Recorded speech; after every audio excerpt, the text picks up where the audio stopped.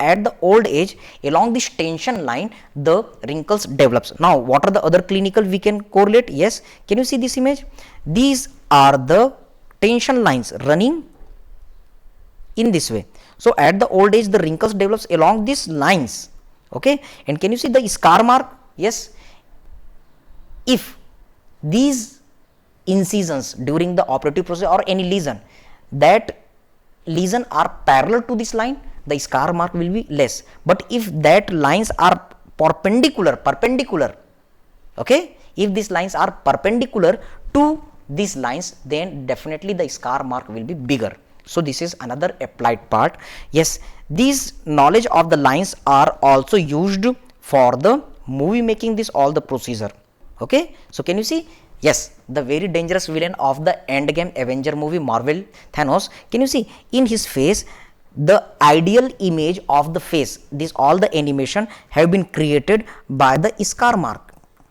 Can you see? They are following this scar marks, they are following the tension line. Yes, can you see? They are following the tension line. So by this cleavage line, tension line, also the facial expression and various masks are made. Okay, muscle of the facial expression antagonist to orbiculis oculi and not supplied by the facial nerve. So this is the MCQ. Okay, as you know, all the facial muscles are derivative of second arch.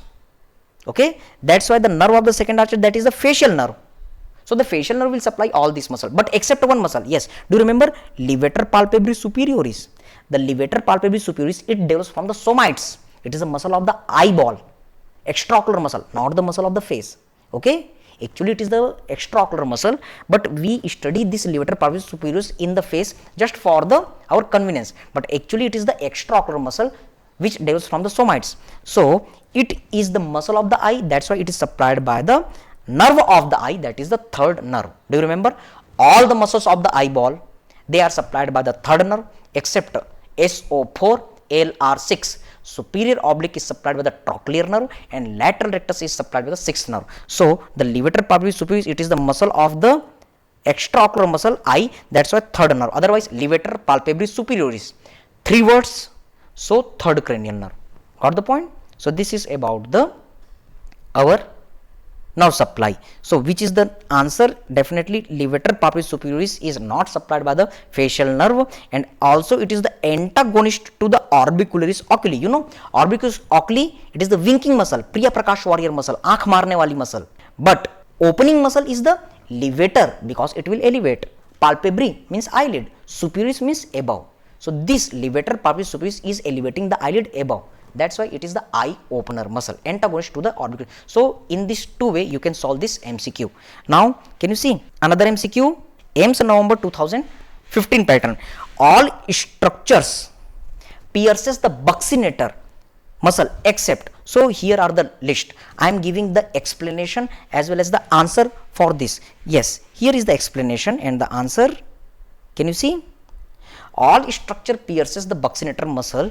I will tell you later. The parotid duct pierces the 3B. So among them 1B is the buccinator. So yes, parotid duct will pierce. Okay, and the various glands in the cheek, they will also pierce, and the mandibular nerve is having also the buccal branch, that will also pierce. But the buccal branch of the facial nerve, it is supplying the subcutaneous muscle, panniculus cornosus muscle. So why it will pierce the buccinator muscle? It is the superficial nerve. So buccal branch of the facial nerve, it will not pierce. That will divide into the superficial, upper buccal, lower buccal, and they will supply the muscle, subcutaneous muscle. So it is below the skin, so it is not piercing the muscle inside. Okay, so here is the list for your practice. That structure piercing the buccinator, parotid duct, no excuse, parotid duct, it pierces the buccinator. Buccal branch of the mandibular nerve, it also pierces, and then 4 to 5 molar mucus glands, they also pierces. Okay, yes, these 4 to 5 molar mucus gland, they lie over the buccopharyngeal fascia around the parotid duct. So these all are the answer. Here is the image, that buccinator muscle is pierced by the parotid duct. Above this buccinator muscle there is the buccopharyngeal fascia. So this MCQ will help, this image will help for the solution of few MCQs.